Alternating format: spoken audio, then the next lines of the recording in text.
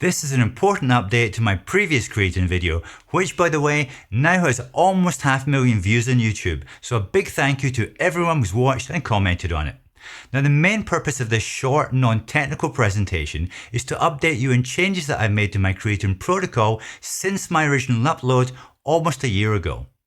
For most of the 30 years that I've been taking creatine, I was on a pretty standard 5 grams per day dosage. However, around 3 years ago, and in response to my advancing years, I'm 64 by the way, I doubled that dosage to 10 grams per day, split 5 grams AM, 5 grams PM, which is the dosage I was taking when I made my original creatine video early last year.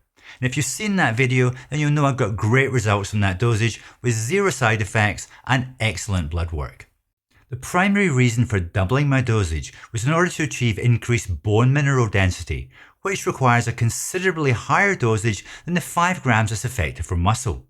And by the way, bone is very slow to respond to exogenous creatine, and it takes at least a year in order to fully experience any bone density improvements.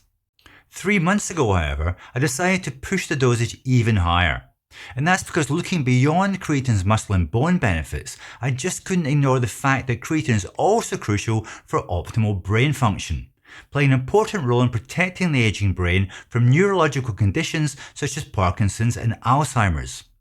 However, in order to achieve any significant increase in brain creatine levels, current data indicates that even higher dosages than those required for bone density benefits may be required.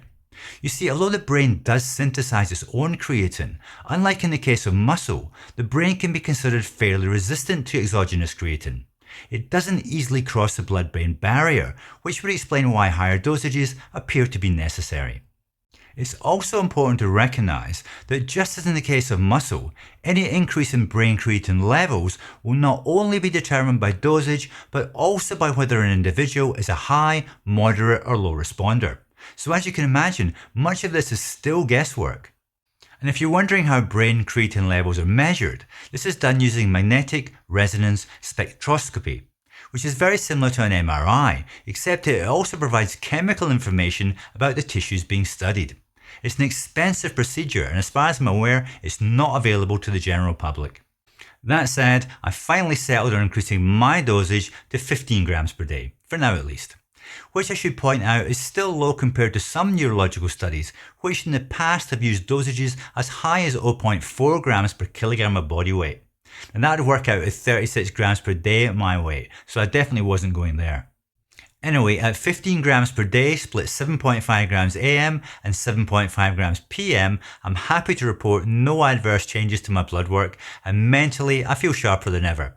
However, I do admit this could simply be down to the placebo effect. Although in my defense, I have been treating my body as a human lab rat for over 30 years now, so I've become fairly sensitive to the most minor of changes. On a physical level, however, one change I have noticed since increasing dosage is a little more fullness in my muscles. Here's a pic taken only last week. Now this is almost certainly due to increased cellular hydration, which in itself does have a visible anti-aging effect, so no complaints there. Anyway, I'll keep you updated in any changes that may take place over the coming year, including blood work and anything else of interest. And one last thing, please don't forget that the supplement and pharmaceutical interventions that I subject myself to are all part of a long-term experiment, and none of what I do should be seen as a recommendation to do likewise. As I said before, I treat my body as a human lab rat, and I do what I do to hopefully advance our knowledge of what is possible in terms of human longevity. However, there's no guidebook here, and I don't always get it right, so do bear that in mind. That's all for now. Take care, be healthy, and see you again soon.